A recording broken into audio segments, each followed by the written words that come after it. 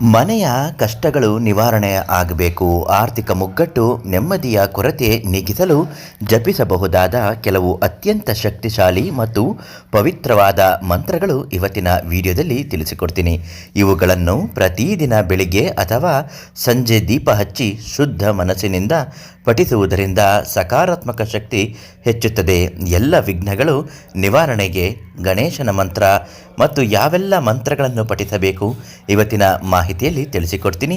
ಅದೃಷ್ಟಧಾರೆ Facebook ಪೇಜನ್ನು ನೀವಿನ್ನೂ follow ಮಾಡ್ತಿಲ್ಲ ಅಂದರೆ ದಯವಿಟ್ಟು ನಮ್ಮ ಪೇಜನ್ನು ಫಾಲೋ ಮಾಡಿ.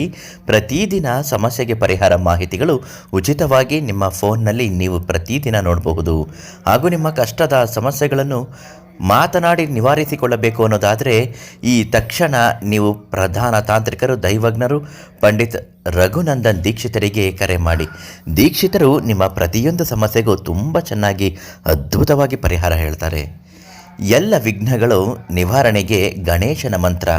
ಯಾವುದೇ ಕೆಲಸಕ್ಕೆ ಅಡ್ಡಿ ಆತಂಕಗಳು ಬರುತ್ತಿದ್ದರೆ ಮೊದಲು ಗಣೇಶನನ್ನು ಪ್ರಾರ್ಥಿಸಬೇಕು. ಓಂ ಗಂ ಗಣಪತಾಯೇ ನಮಃ ಅಥವಾ ವಕ್ರತುಂಡ ಮಹಾಕಾಯ ಸೂರ್ಯಕೋಟಿ ಸಮಪ್ರಭ ನಿರ್ವಿಘ್ನಂ ಕುರುಮೇ ದೇವ ಸರ್ವಕಾರ್ಯೇಷು ಸರ್ವದಾ. ಇದು ಮಂತ್ರ. ಆರ್ಥಿಕ ಕಷ್ಟಗಳು ನಿವಾರಣೆ ಆಗಬೇಕು ಅಂದರೆ ಮಹಾಲಕ್ಷ್ಮಿ ಮಂತ್ರ. ಮನೆಯಲ್ಲಿ ದರಿದ್ರತನ ದೂರವಾಗಿ ಐಶ್ವರ್ಯ ಮತ್ತು ಶಾಂತಿ ನೆಲೆಸಲು ಲಕ್ಷ್ಮೀ ದೇವಿಯ ಈ ಮಂತ್ರವನ್ನು ಜಪಿಸಿ. ಓಂ ಶ್ರೀಂ ಹ್ರೀಂ ಕ್ಲೀಂ ಕಮಲೇ ಕಮಲಲಯೇ ಪ್ರಸೀದ ಪ್ರಸೀದ. ಶ್ರೀಂ ಹ್ರೀಂ ಕ್ಲೀಂ ಮಹಾಲಕ್ಷ್ಮೈ ನಮಃ. ಇದು ಕಷ್ಟ ಅನಿಸಿದರೆ ಸರಳವಾಗಿ ಓಂ ಮಹಾಲಕ್ಷ್ಮೈ ನಮಃ ಎಂದು ದಿನಕ್ಕೆ 108 ಬಾರಿ ಜಪಿಸಬೇಕಾಗುತ್ತದೆ. ಸರ್ವ ಕಷ್ಟಗಳು ಮತ್ತು ನಕಾರಾತ್ಮಕ ಶಕ್ತಿಗಳು ದೂರವಾಗಲು ಧನ್ವಂತರಿ ಹಾಗೂ ಗಾಯತ್ರಿ ಮಂತ್ರ.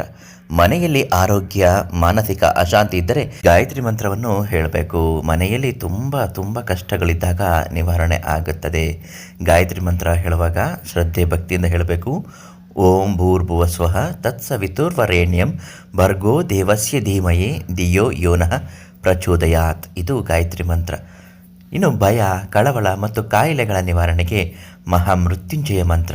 ಮನೆಯ ಸದಸ್ಯರು ಆರೋಗ್ಯ ಸುಧಾರಿಸಲು ಮತ್ತು ದೈಹಿಕ ಮಾನಸಿಕ ಕಷ್ಟಗಳಿಂದ ಮುಕ್ತಿ ಪಡೆಯಲು ಶಿವನ ಈ ಮಂತ್ರ ರಾಮಬಾಣ. ಮಂತ್ರ ಹೀಗಿದೆ.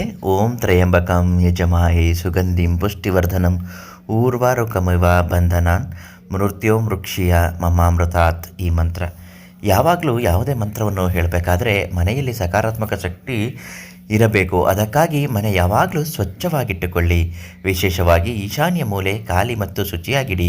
ದೀಪ ಆರಾಧನೆ ಪ್ರತಿದಿನ ಬೆಳಿಗ್ಗೆ ಮತ್ತು ಸಂಜೆ ಮನೆಯ ಹೊಸ್ತಿಲಿಗೆ ಹಾಗೂ ದೇವರಿಗೆ ಮನೆಗೆ ದೀಪ ಹಚ್ಚಿ ಕರ್ಪೂರದ ಆರತಿ ಮಾಡುವುದರಿಂದ ನಕಾರಾತ್ಮಕ ಶಕ್ತಿಗಳು ದೂರವಾಗುತ್ತದೆ. ನಿಮ್ಮ ಕಷ್ಟಗಳು ಏನೇ ಇದ್ರೂ, ಎಷ್ಟೇ ಕಠಿಣವಾಗಿದ್ದರೂ ಪಂಡಿತ ರಘುನಂದನ್ ದೀಕ್ಷಿತರಿಗೆ ಕರೆ ಮಾಡಿ, ಎಲ್ಲವೂ ಸರಿ ಮಾಡಿಕೊಡ್ತಾರೆ.